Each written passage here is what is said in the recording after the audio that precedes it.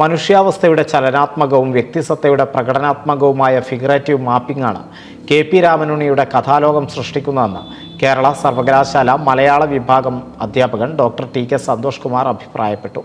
ഇടശ്ശേരി കലാപാഠശാല പൊന്നാനി ഇടശ്ശേരി സാഹിത്യ മന്ദിരത്തിൽ സംഘടിപ്പിച്ച എഴുത്തും എഴുത്തുകാരനും എന്ന ചർച്ചയിൽ മുഖ്യപ്രഭാഷണം നിർവഹിക്കുകയായിരുന്നു അദ്ദേഹം.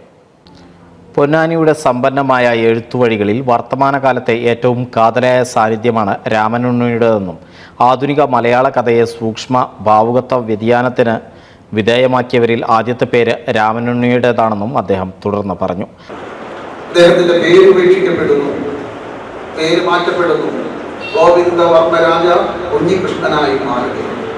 ഈ പേര് മാറ്റം തന്നെ സ്വത്ത് പരിണാമത്തിന്റെ കൃത്യമായ രേഖപ്പെടുത്തലാണ്. സുബൈദ കാലസുന്ദരി പട്ടത്തിൽ നിന്ന് താഴെ ഇറങ്ങി വന്ന് വീണുണക്കുന്ന മുക്കുവ സ്ത്രീയായി മാറി ജീവിതം മാറുകയാണ്.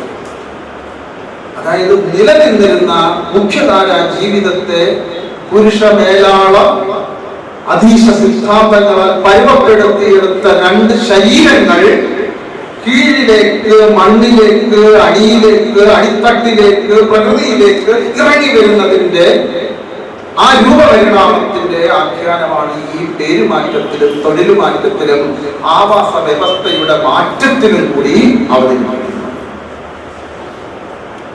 അതുവരെ അവർ അനുഭവിക്കാത്ത പുരുഷ സ്ത്രീ ജീവിതത്തിന്റെ ഒരു ജൈവികതയെ കൃത്യമായി രേഖപ്പെടുത്തിക്കൊണ്ടും വളർത്തിക്കൊണ്ടുമാണ് രാമനുണ്ണി അവിടെ ഈ രണ്ട് കഥാപാത്രങ്ങളെ നിർമ്മിച്ച് പരിവർത്തിപ്പിച്ചു കൊണ്ടുപോകും. തുഞ്ചത്ത് എഴുത്തച്ഛൻ മലയാളം സർവകലാശാല അധ്യാപകൻ സി ഗണേഷ് അനുബന്ധ പ്രഭാഷണം നടത്തി. കെ.പി. രാമനുണ്ണി പൊന്നാനി ജീവിതത്തിൻ്റെ ഓർമ്മകളിലൂടെ ജീവിതത്തെക്കുറിച്ച് വിശദമായി പ്രതിപാദിച്ചു. ഡോക്ടർ ജയശ്രീ സ്വാഗതം പറഞ്ഞ വേദിയിൽ വിജു നായരങ്ങാടി നന്ദി പറഞ്ഞു. NCV news Ponnani.